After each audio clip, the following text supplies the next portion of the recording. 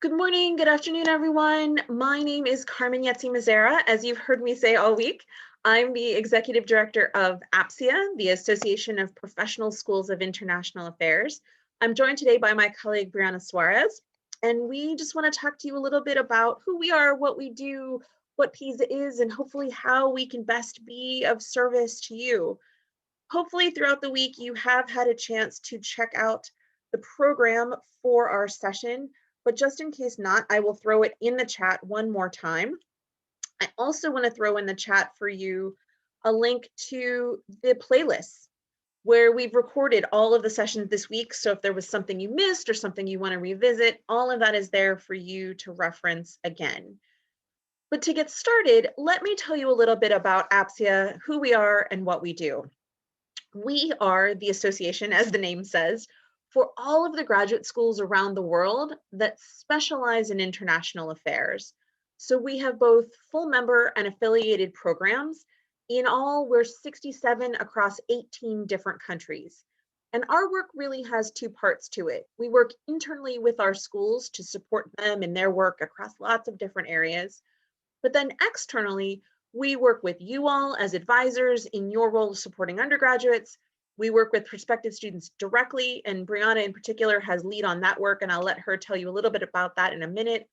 We work with employers, and we have an active job board, and I'll talk to you a little bit about the career resources and tools that we have. And then we work with lots of different partners to tell the story about why studying international issues is important. And then as they are able, we try to plug what they're doing in with your students and with you to hopefully help build up a group of folks who really understand the importance and the power of international issues and how this world, both in a professional sense and in a personal sense, is very interconnected. So there's a few tools I want to talk to you about, but I also want to share a little bit more about PISA. We created the PISA Network about 3 years ago as a way to support you on your campuses and to hopefully make it even easier for you to be champions of public and international service on campus. We encourage you, if as you're comfortable, to talk about yourself as a PISA advisor. And throughout the years and the time, we try to give you tools and resources to make it even easier to celebrate these things on campus. So starting next week, you'll start to get an email from me every Friday with lots of information and resources. Some advisors just pull it straight out and put it in their newsletter, put it up on social media. I think there's a few who just kind of forward it straight away, which is also totally fine. And we just share scholarships and fellowships, event invitations, different opportunities and things for your students to engage or for you to engage in these issues. We also try to encourage you all to ask questions to each other. So if there's a particular issue that you're wrestling with and you say, gosh, has anybody else tried to deal with this? You're welcome and invited to put that on the listserv and just see if you can get some cross-pollination. Brianna and I also regularly field those kinds of questions. I just got a question the other day from an advisor who said their student came to them and asked about, I think it was preparing for the foreign service test. And I said, well, here's a link about the practice test, and here's a link about the 13 dimensions, and here's all the steps of the process. So there's a lot of information that she and I just randomly keep in our heads that we're happy to share. We do introductions to alumni, introductions to schools, all of that all the time. So whatever you might find useful, we are definitely here to be of service. And if it doesn't exist yet, I'm happy to force Brianna to make it in her spare time whenever she needs to. There's two other things I really wanted to walk you through before we turn the floor over to Brianna. I also wanted to say that in addition to the every Friday emails, we share every month a much broader advisor newsletter that has alumni profiles and stories, again, events and opportunities, as many tools as we can share with you. We really want to do that. And so with that in mind, I want to show you, if my computer will behave, um, a little bit about what's currently online for you that you can access right now. So this is the APSIA website. And as you'll see, we have some tools and resources to make it easy for your students to figure out why they might want to study international affairs. We have a directory of our member and affiliated schools, as well as a quiz that the students can take to figure out what kind of program might be the right fit for them if they're not totally sure. We have an active career guide that unpacks in lots of different sectors a little bit about that space, some tips on getting into that space, and then some suggested employers around the world in that space. So whether you're serving international students or US students, whether they think, oh, I'm going to be UN Sec Gen 15 minutes after I graduate with my BA, and perhaps you want to broaden their horizons on that idea a little bit. There's all of these different tools and resources. And there may be other spaces that they have no idea connect to international affairs, but absolutely have a lot of opportunities and a lot of parallels. Something like energy, something like communication, science and technology. There's a lot of overlap and a lot of possibilities in that space and how it connects to international affairs. So we know a lot of advisors like to use it to broaden students' horizons and challenge them to think about how they can marry different interests together. We also have lots of alumni stories from all over the world. So if the students need a little inspiration or they're trying to figure out what that journey really can look like, we have different profiles of alum, again, from all over the world.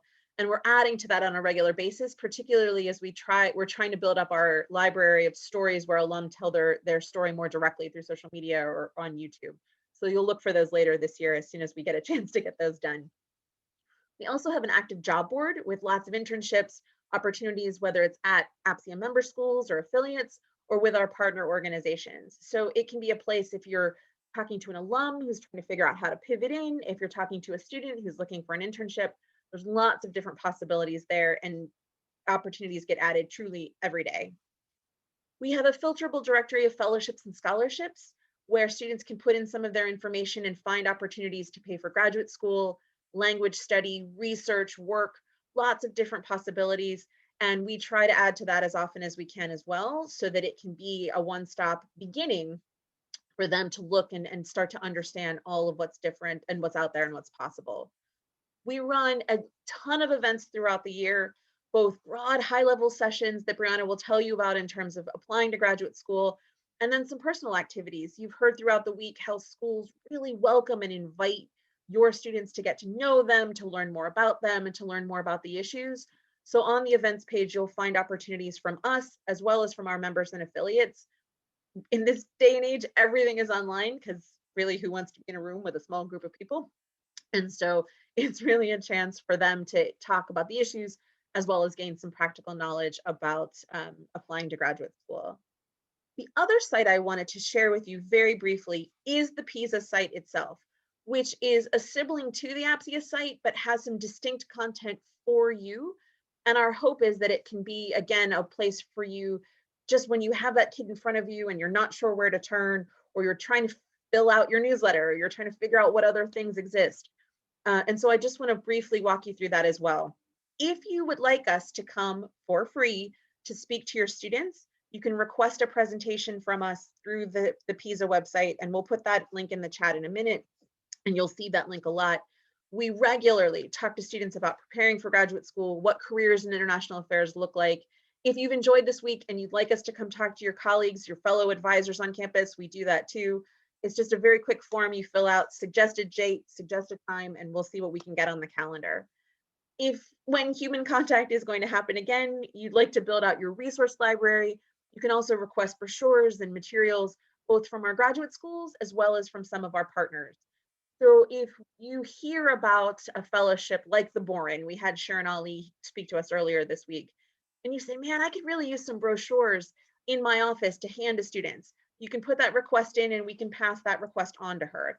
So if you'd like to fill out your library, again, all of this is free, just an easy way for you to have some things on hand when that great student comes into your office and you're trying to figure out where to point them. We talk a little bit about some FAQs, mostly about what PISA is and how we can help. But the thing in particular I want to showcase for you is our resource directory. As soon as it loads. What you have the ability here to find are lots of different possibilities. Maybe you need a download. You're a faculty member and you want something to hand out in class. Maybe you're looking for a podcast. Perhaps you're focused particularly on trying to get students more engaged in study abroad. So you could find a download about study abroad, and you'll see some of the different tools that show up in terms of what's possible. You can search for particular terms. You can just poke around generally and see what's around. We also have lots of different tools and resources. Again, we add to this as often as we can. So activities, events, things you may not be aware of, things you may know quite well and just can't find the link to at that exact moment. We're often adding to the resource library. So it's an easy way to sift through. And again, it's in lots of different categories: careers, graduate school, professional development, as many tools as we can put up to make it easy for you to plug these things in for your students. We want to be able to do that. So we really hope to make it simple for you. In particular, because of APSIA's focus on graduate schools, we do a lot of work trying to engage prospective students. And as I mentioned, Brianna really has lead on that. So I want to turn the floor over to her to share some of those tools and resources with you. Thank you, Carmen. Thank you everyone for joining us today. Again, just a little introduction from myself. I'm Brianna Suarez, and I'm the International Admissions and Operations Manager here at APSIA. And as Carmen mentioned, I work very closely with our admissions teams from all of our APSIA member schools and work with prospective students as well as they begin to think about graduate school. So one of the resources that we have that we offer every month is our best practices in applying to graduate school webinar, where we walk students through the process of what it is to apply to graduate school, from the moment that they might be considering graduate school as an option for them, through the application process, looking for a program, asking themselves those questions that they need to ask themselves about why they would be heading to graduate school, funding, and all of those options. Each month, we do feature one of our member schools during the presentation so that students can learn about different APSIA member schools, whether they may be interested in their program or not. And that way they also are able to connect with admissions counselors from our APSIA schools to ask those questions that they may have, whether it be about international student funding, admissions during the COVID pandemic, and so forth.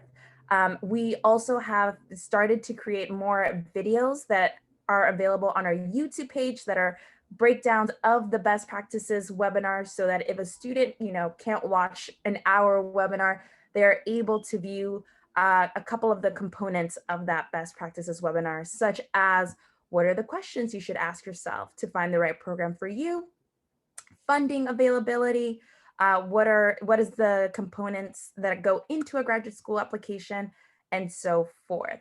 And as Carmen mentioned, we are always happy to come, whether it be virtually or in person when that happens, to talk with your students and give that presentation. It is fairly easy. It is kind of something we tend to do pretty often. So feel free to reach out if that is of interest to you all. We also have additional webinars, again, as Carmen mentioned, such as talking through what careers in international affairs looks like. But we are also able to tailor different webinars for your students should you want that as a resource. So again, please feel free to reach out. We are always happy to chat with students. In addition to the webinars, we also have recruitment fairs for students that are interested in graduate school. Those will be starting in July. And this is a great way for students to chat with our APSIA member schools and really get more information about, what it is to be a graduate student at that school, application materials, and so forth. So we will have two big online graduate school fairs, one in July 23rd, and one in September 22nd. So please be on the lookout for those events. We really welcome any and all students that are even considering graduate school to come and, even if they're not applying to graduate school anytime soon, at least to get their feet wet and start asking those questions and making those connections. In September, October, November, we will also have smaller sessions that we like to call virtual open houses, where students can learn about a specific topic that they may be interested in international affairs and connect with a few of our member schools that offer those programs for graduate school. So for example, if a student is interested in women, gender, peace and security, that is a topic we'll be offering this year, where they can connect with 4 or so member schools that offer those programs and ask more questions about that specific topic, career perspectives in that field, and so forth. Again, all of these events are free to you and your students, so please feel free to share them. More information will be coming along the way as we get closer to those dates. Aside from those events, We also have a great internship that I'm sure you students are always looking for, a paid internship, I must say, where we have a student come and join us for a semester. It is the International Communications and Marketing Internship.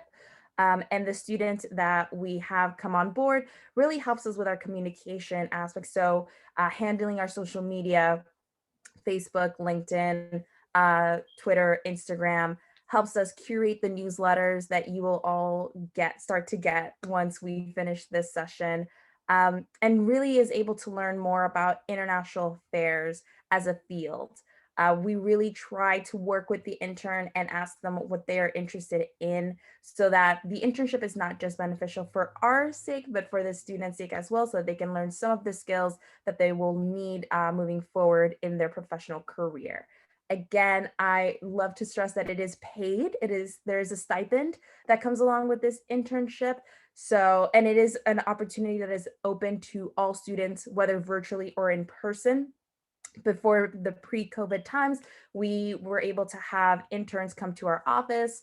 Now, obviously COVID, we're all confined to our living rooms. But again, this has been an opportunity that it has been offered virtually. So if you know a great student that you think would be a great asset to APSIA, please share the internship with them. We do it by semester, so spring, summer, fall, and winter. But again, we are also very flexible and are able to work with student schedules if it's, doesn't fall within the semester uh, aspect.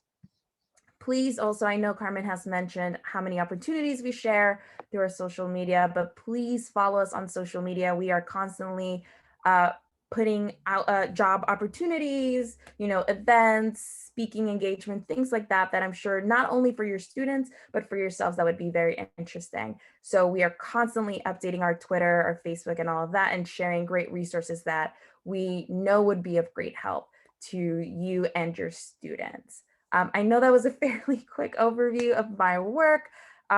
Again, if there's any speaking engagements that you'd like us to participate in, any ways that you'd like us to connect with students, please feel free to reach out. Me and Carmen are also very much able to speak with students one-on-one. If you have that really ambitious student that, has no idea what to do with their life, and they're kind of like, I want to maybe go to graduate school, maybe do this, I have no idea, and you just don't know what to do, feel free to reach out to us. We're always happy to chat one-on-one with those students, get to learn more about themselves and do our best to, lighten your lift. So please use us as the resource that we hope to be for you all, and do not be shy in reaching out. Again, I know that was a fairly quick overview of our work in the admissions realm, but with that, I will turn it over to Carmen and actually maybe turn it over to you all for the questions that you may have for us. Indeed. Thank you, Brianna, not only for that, but for all of the amazing hard work that you do. I truly would go crazy if she was not here to help me, to help us. And so now the floor really is open to all of you. It can be something specific. Hey, does this exist? It can be something broad. A student walked into my office and did want to be the Secretary General of the UN tomorrow. How does that work? We field those kinds of questions all the time too. So if there is something that you've faced, or you're wondering if it exists, the floor is open, the chat is open. So please let us know how we can help. Otherwise, you're just going to have to listen to us, or tell your boss you were in a really long session and go have a cup of coffee. What can we answer for you? And do not be shy. Belinda wonders if there's a membership fee and if institutions have membership. Yes. So let me talk a little. To be an APSIA full member is to pass the evaluation process that we have based on our 6 criteria. So when you look at our member institutions, and affiliates have demonstrated that they meet most, but not all of those expectations. So an APSIA member is a graduate school, as in a traditional higher education context of a school. So they have autonomous control of their budgets and faculty. They are, you all are in higher ed, I don't have to explain that to you. They've also shown us the quality of the education that they provide, the depth of the international affairs components that they provide, which we know really separates a lot of schools. Perhaps it's a business school that maybe has a few global classes, To be an APSIA member is to be a school of international affairs, and about half of our members do both domestic and international issues in their national context. They've also shown us the professional focus of what they do. Jeanette yesterday during the grad school session compared some of the more theoretical programs with the focus of a professional school. So much as you would expect the professional focus at a law school, a medical school, a school of dentistry, that's what our schools are. They are training professionals with that professional toolkit. We also have an expectation about having at least one 2-year degree program, which in a US context is more common and is less common in an international context. But overall, we really want to understand the depth again of the training that's provided. And then we want to see that schools have graduated at least 3 classes from one of those 2-year master's programs. Candidates apply, they submit lots of information that I have the great joy of reading. It goes to our membership evaluation committee. It goes through a number of steps and processes. And if a school is accepted as an APSIA member, they do contribute an annual fee, which is what enables us to deliver all of this free programming to you all. And so they pay an annual set of dues at one rate for members and at a different rate for affiliates. And because of that investment in us, we are able to bring all of this to you, as well as a small bit of support from other institutions, as I've mentioned, the Robertson Foundation for Government, that really makes the PISA process possible. So it is all institution-based. And then once an institution is a member or an affiliate, they have access to our internal work, which we do across 7 different tracks. So we work with deans and leadership, admissions, careers, communications, alumni relations, development and fundraising, and then employer outreach. So Belinda, that was probably way more information than you actually wanted, but I'm 3 cups of coffee in, so life is good. So advisors can take advantage of our resources even if an institution is not an APSIA member. Absolutely. The PISA Network is open to advisors, especially those who cater to undergrads from any institution. All of it is publicly available. Brianna and I can be bribed with good liquor and chocolate, but other than that, all of this is for you for free, thanks to the members and investors like the Robertson Foundation. So please take advantage of it. Take advantage of us. As much as you can, please. And not just of us. Again, Carmen mentioned it earlier. You are all now part of the PISA network, so please take advantage of each other, of each other's knowledge. Feel free to post on the forum if you do have a question. You know, sometimes it can feel like you're the only person that is going, you know, through that one thing. But I'm sure that other advisors may have had similar issues or have encountered that same thing. So please feel free to take advantage of each other and pick each other's brains. You're all part of this network now. And the point is to be a resource to each other. So feel free to do so. It is free, so might as well, you know. One of the other things that I forgot to mention too, we, as often as we can, schedule briefings with different programs specifically for PISA advisors. So you'll soon see some invitations to learn about things that you might have heard of this week that have never encountered before. So we'll have a briefing for you all on the Public Policy and International Affairs Fellowship Program. That's for juniors. That's a really intense baptism, for lack of a better word, in quant and policy writing and economics. We're going to have one coming up for you on the Pickering, Wrangell, and Payne Fellowship programs. We're going to have one for you all on the Boren program. So you'll see these things in your inbox. And if you can't come, you can feel free to ask another advisor to come. And sort of what we ask in return is that you share this knowledge with your students, and that you celebrate on your campus as much as you're able this space and all of these possibilities. We find that for a lot of students, they would be a great fit if they knew that it existed. And so we just want to help you evangelize these things on your campus. Other questions, things you're wondering, gosh, if only there was an X, or here's a difficult question I've received.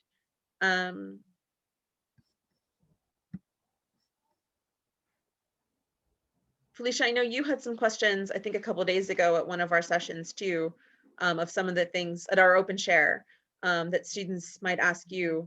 So hopefully we were able to tackle all of those then, but this is another great chance to do that.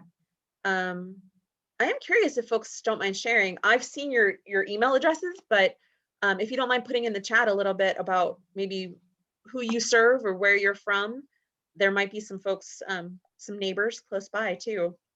or turning your cameras on or voice on. We are happy to, I mean, I see Carmen all the time. So as much as I love her, it'd be great to see new faces as well. So if you feel comfortable, feel free. Thank you, Carrie. Okay, so my colleague and I are chatting and saying, okay, where's the form? How do we sign up? Blah, blah, blah. So could you talk about that again? I found your newsletter archive, so.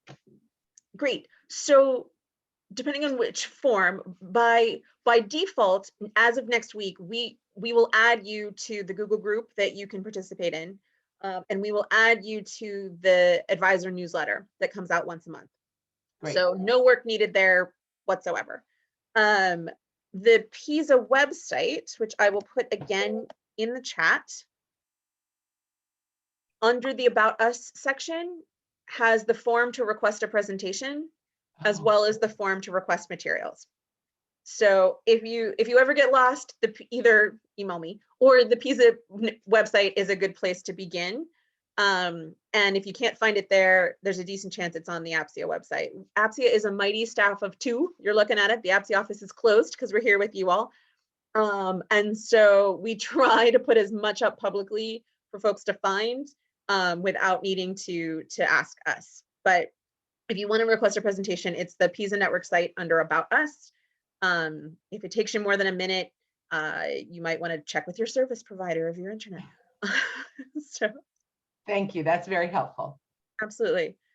And Pomona's beautiful. So anytime you want to send me out to the West Coast in the sunshine, I'm in. Any of you happen to be in Hawaii, Fiji, Brianna and I are in. No need to bribe us. We will go present. We are happy to go to Hawaii or any of those locations. Cold weather places too. We're agnostic. You know. Kathleen, Maddie, please. There you go. So yeah, I'm Maddie. I'm in St. Louis, Missouri at Washington University in St. Louis. And we're wondering what your all's affiliation with Sigma Iota Rho is, because I think that's like how we became an APSIA member, because I don't remember filling out like a membership for you all specifically. But we have like our annual membership with SIR. Mm-hmm. So in terms of clarifying terminology, so APSIA members are our graduate schools. The PISA network is distinct from that. That is just for advisors. Is not related necessarily to a school's membership. I know some of the folks on this call happen to wear both hats. Their school is a member and they are an advisor in the family. Our connection to Sigma Iota Rho is, for those who aren't familiar, Sigma Iota Rho is the honor society in international relations for undergraduates. And Brianna, if you don't mind, could you throw the SIR URL into the chat? And so because they are holding up and celebrating undergrads that have excelled academically in international relations, we work with them to do professional development or some of the grad school programming for their students, to support their advisors. We have a nice relationship because they're celebrating undergrads that are doing well in our space. And we hope they will become graduate students in our space at our schools. So we're partners in that sense, but there's no formal relationship. There's no, we do invest in their journal. For example, you'll see an ad for us usually on the back page of their journal where students can publish, but we're 2 separate agencies that just happen to share the same goals of celebrating students in this space. So, and I'm sure if you don't have a chapter at your school, they would be happy to talk to you about how to make that possible. Maddie, does that make sense? Yeah. So yeah. So I think I hear most about your stuff just through like SIR directly forwards the opportunities from APSIA. So yeah. It's one of those ones where we're happy to have them just blatantly steal stuff from us and send it on to you all. We also have, and I think I've shared these throughout the week, again, if they're useful, and you'll find them through the PISA searchable directory, but some common questions that we hear. So we just wrote a piece so that we didn't have to give the same presentation over and over again. Some best practices in finding letters of recommendation. We know students often aren't sure where to go, and they just assume if they ask the most famous person they can find, it will get them in. And we try to dispel that particular myth. We also have a piece on preparing for a security clearance. Any of your students who feel called into public service are going to need to think about the clearance process, whether it's for an internship or for a job. And so I'll pull those links as well. But again, if you need them, they are all in the searchable PISA directory. So here's the letters of recommendation one.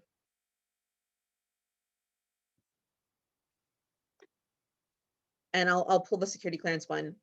Another common question I get is about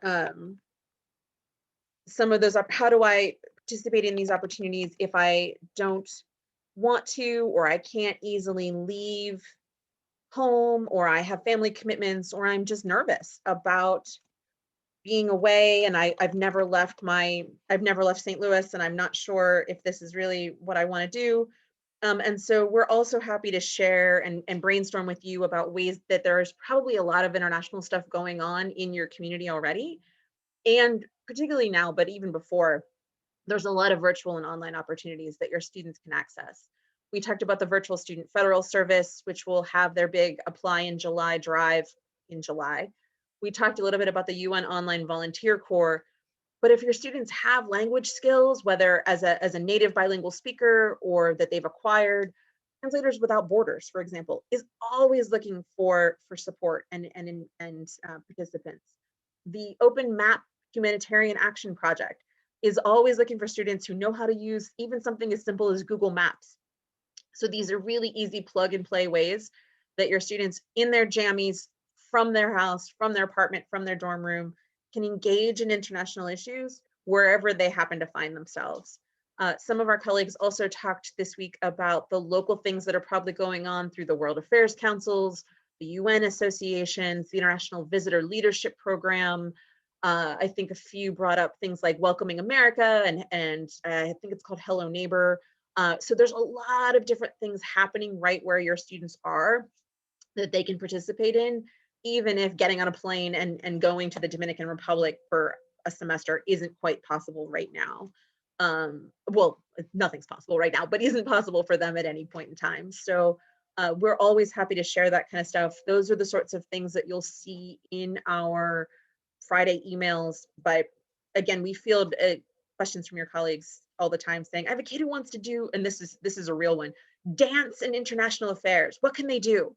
And so we had a nice long conversation with the student about marrying the arts and international affairs, and hopefully the student has gone on to do great things. I haven't checked in with her in a while, but we're very used to fielding those questions, and if we can't, we probably know somebody who can. Other stuff you're curious about, heard about?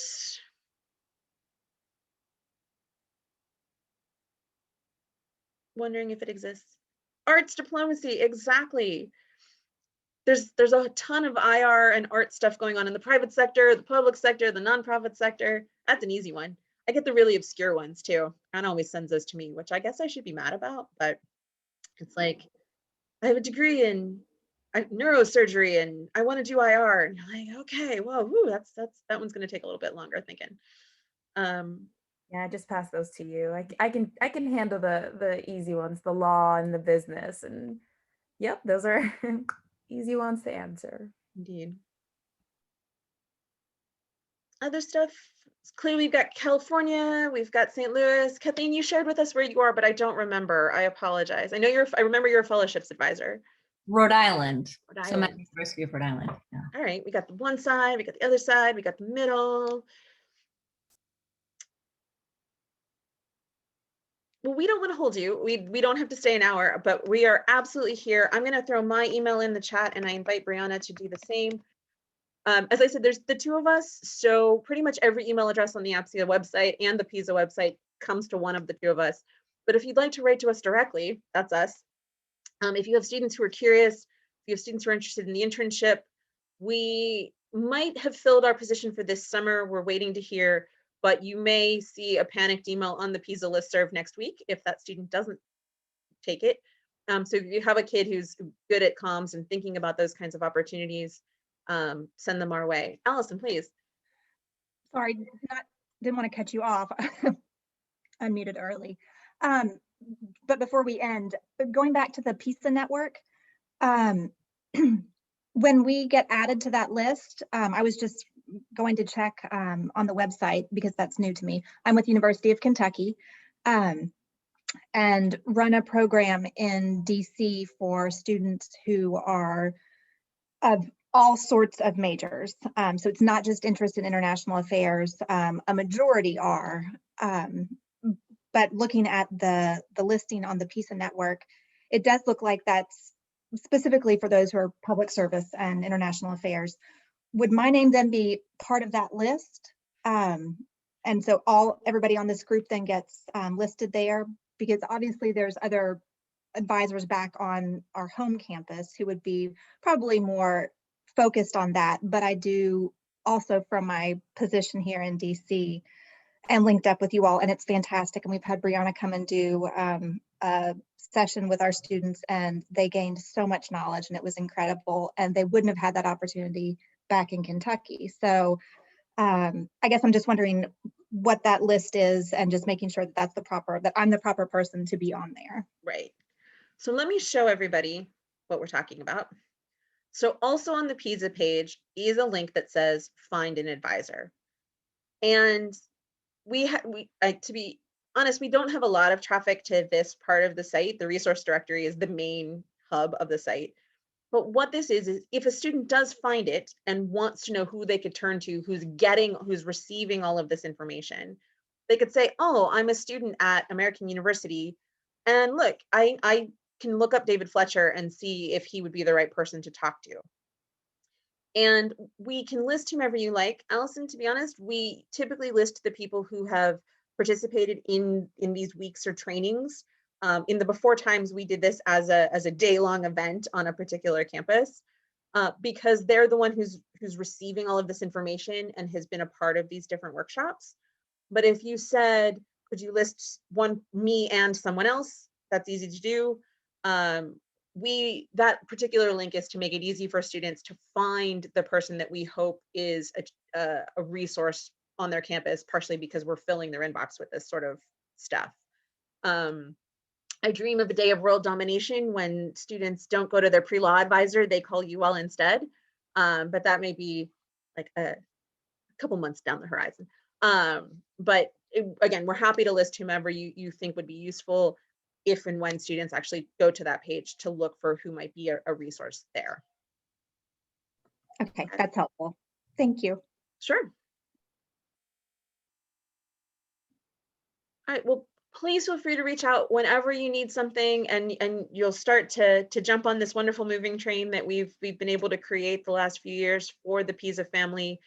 And we do invite you to participate in the community as makes sense for you, and to share the stuff for your students, and to take advantage of us and the knowledge that we allegedly have on these issues. So thank you all. Have a great rest of your day. It's a sunny, cold day in DC. I hope the same is true for you all where you are. And we look forward to engaging with you going forward. Thank you all. Have a great week and month and year. Thank you Stay all. safe, everyone. Thank you.